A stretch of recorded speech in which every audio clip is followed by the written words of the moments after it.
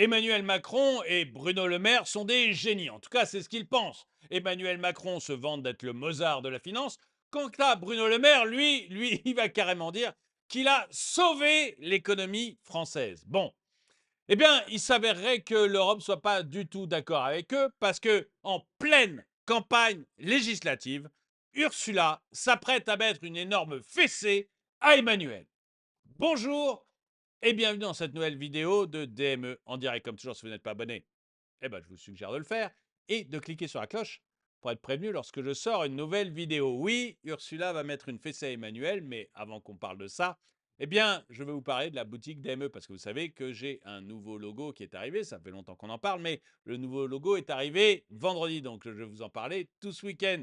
Ce nouveau logo, il vous permet d'acheter des polos comme celui-ci qui est très très léger et très agréable à porter d'ailleurs, ce qui fait que quand il fait beau, c'est pas mal.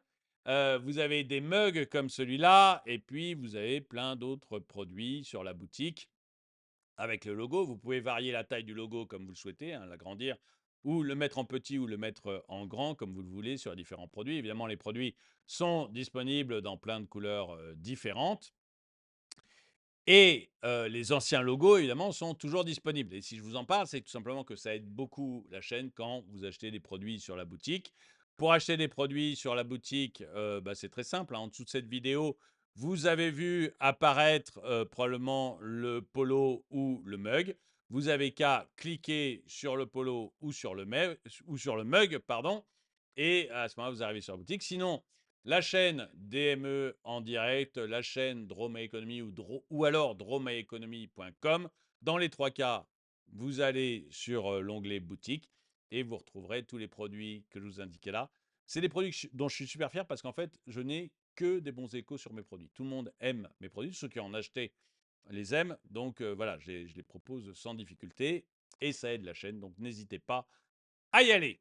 On va donc parler aujourd'hui de la fessée de la fessée qu'Ursula va mettre à Emmanuel Macron. Vous savez, avec le génie de la finance que l'on a, hein, le Mozart de la finance, le tocard de la finance que l'on a, et avec Bruno le rigolo qui pense avoir sauvé l'économie française, on s'est retrouvé avec un déficit excessif complètement délirant et on s'est retrouvé avec une dette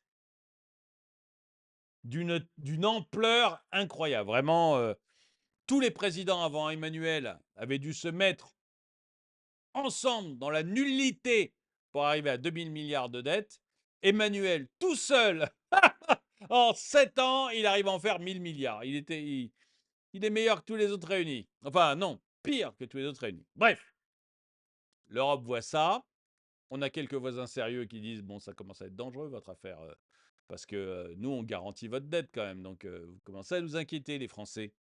Et l'Europe se prépare à mettre une petite fessée à Emmanuel en pleine campagne électorale. Donc autant vous dire que le peu de voix que le parti d'Emmanuel Macron pensait encore récupérer parce qu'il se disait nous sommes des gens sérieux, nous allons passer par des gens sérieux par rapport au nouveau Front populaire ou au RN, je peux vous dire que ça prépare des départs, ne serait-ce que vous allez avoir tous ceux qui vont dire bon finalement ces gens qui se disent sérieux, ce sont que des gros nuls, ils auront raison. Et vous avez tous ceux qui se diront mais l'Europe commence à nous casser les pieds. Et là, ils iront plutôt vers le RN en se disant attendez, on fait ce qu'on veut, on est en France, on choisit. Ok, on a choisi des tocards et on a des résultats merdiques, mais avec ces nouveaux-là, on espère peut-être d'abord que ça s'améliorera et ensuite que si ça, de toute façon, ils aillent dire à Ursula de la mettre en veilleuse. Je ne sais pas si ça sera le cas, mais vous voyez, je pense que ça va inciter beaucoup de gens à aller encore plus vers le RN. L'Union européenne se prépare à prendre des mesures sévères à l'égard de la France et d'autres pays membres qui ont dépassé les limites fixées par le pacte de stabilité en matière de déficit public. Ce rappel à l'ordre économique pourrait se traduire par une amende significative représentant jusqu'à 0,1% du PIB annuel de chaque pays fautif. Pour la France, cela équivaudrait à environ 2,5 milliards d'euros. Une somme considérable dans le contexte économique actuel. La Commission européenne rendra publique cette semaine son évaluation de la situation économique et budgétaire de tous les pays membres de l'UE, pointant du doigt ceux qui n'ont pas respecté la limite des déficits de 3% du PIB. Parmi les nations visées figurent non seulement la France, mais aussi l'Italie, toutes deux sous la menace d'une procédure de déficit excessif. Cette décision survient à un moment délicat pour la France, embourbée dans une crise politique depuis la dissolution de l'Assemblée nationale en juin dernier. Je vais vous dire que si on n'arrive pas à avoir une majorité claire aux élections, Emmanuel Macron aura quand même mis ce pays dans une ornière, mais incroyable. Sa seule réussite, ça aurait été de détruire totalement le pays. Je suis désolé, hein, mais économiquement, bon, on peut se dire que si l'Union européenne nous tape sur les doigts, c'est qu'on n'est pas bon. On est d'accord. Si en plus on n'a pas de majorité, c'est quand même lui qui est responsable de la dissolution. C'est-à-dire que là, si on n'arrive pas à avoir une majorité aux élections, ça veut dire que le pays est ingouvernable pendant 2 ans, parce qu'il ne peut pas dissoudre tout de suite après tout de suite après les élections. L'Assemblée, elle est là au minimum pour 1 an. Donc au minimum pour 1 an, c'est totalement ingouvernable s'il n'y a pas de majorité. Hein, parce que LFI, le nouveau Front populaire et RN ne peuvent pas se sentir. Macron, au milieu, a priori, il n'a aucune chance d'avoir une majorité, d'après les sondages. Après, je ne sais pas, mais peut-être que vous allez voter Macron. Hein. Mais a priori, il n'a aucune chance d'avoir une majorité, donc ça sera complètement ingouvernable à un moment où on a un déficit monstrueux, une dette monstrueuse, et pas la queue d'une idée de comment en sortir. Je pense que tout ça va se finir avec le FMI. Si ça continue, Macron nous aura amené tout droit au FMI, le Mozart de la finance. La Commission européenne... pardon, j'ai dit blablabla.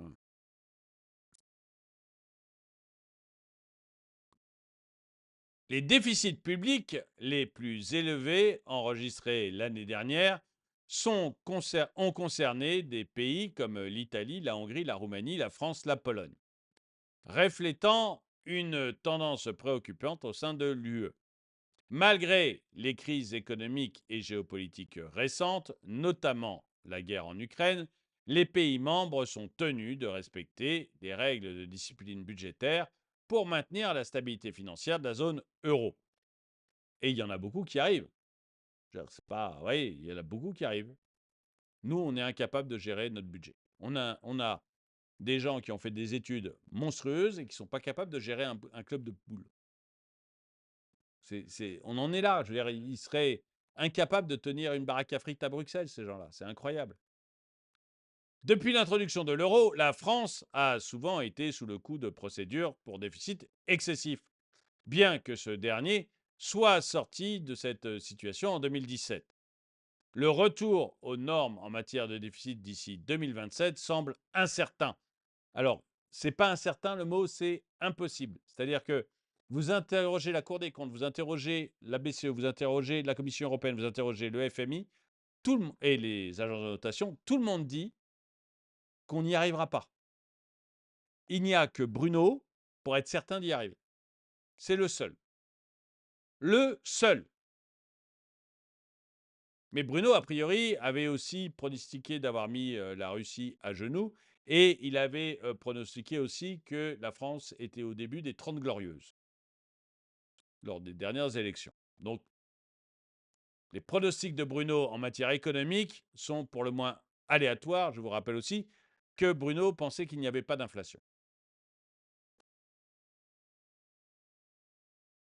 Avant de nous annoncer tous les 3 mois qu'il n'y en aurait plus. Depuis la réaction de la France à ces directives européennes pourrait intensifier les tensions politiques au sein de l'UE, particulièrement avec des pays comme l'Allemagne, réputés pour leur attachement strict aux règles budgétaires. Ces dernières imposent des ajustements rigoureux avec une réduction annuelle minimale du déficit public de 0,5 points de pourcentage, ce qui représente un défi majeur dans un contexte de croissance économique modérée et de besoins accrus en matière de transition écologique. Eh bien, ne transitionnons pas écologiquement, on va déjà faire des grosses économies. Vous voyez, la transition écologique, c'est typiquement des dépenses totalement inutiles qui ne serviront à rien dans l'avenir. Économisons là-dessus, ça sera déjà ça de prix. L'application potentielle de sanctions financières, bien que politiquement délicate, souligne l'importance pour les États membres de respecter les engagements budgétaires communs afin de maintenir la crédibilité de la zone euro sur les marchés financiers mondiaux. Dans ce cadre, la France et d'autres pays doivent non seulement gérer les exigences économiques immédiates, mais aussi répondre aux pressions croissantes pour des politiques budgétaires plus rigoureuses et prévisibles. Moi, j'aimerais savoir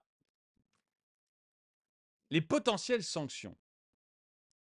Quand Ursula va annoncer via les journaux qu'elle met une fessée à la France, comment ça va être ressenti? Comment ça va être ressenti par les Français? Bah, dites-moi, tiens, dites-le moi dans les commentaires. Je lis pas la conclusion, vous irez le voir sur mon site. Dites-moi dans les commentaires ce que vous en pensez. Quand Ursula va annoncer qu'elle met une fessée à Emmanuel ou à la France, comment vous allez réagir? Est-ce que vous allez réagir en vous disant Ursula met une fessée à Emmanuel, ou est-ce que vous allez réagir en disant la Commission européenne vient mettre une fessée à la France? C'est-à-dire que, est-ce que vous allez vous dire, décidément, on n'a que des pignoufs à la tête de l'État français, ou est-ce que vous allez réagir en vous disant, mais que l'Europe s'occupe bien de ses fesses et arrête de venir s'occuper de la France? Lequel des deux? Alors peut-être les deux, peut-être un mix des deux, mais si vous devez réagir, comment vous allez réagir? Est-ce que vous allez réagir en vous disant, je ne voterai pas Emmanuel parce que décidément, c'est des nuls? Et maintenant, même l'Europe dit que c'est des nuls.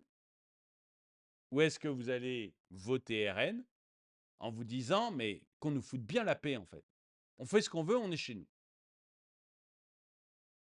Dites-moi dans les commentaires ce que vous en pensez. En tout cas, merci d'avoir regardé cette vidéo. Allez sur la boutique pour aider la chaîne.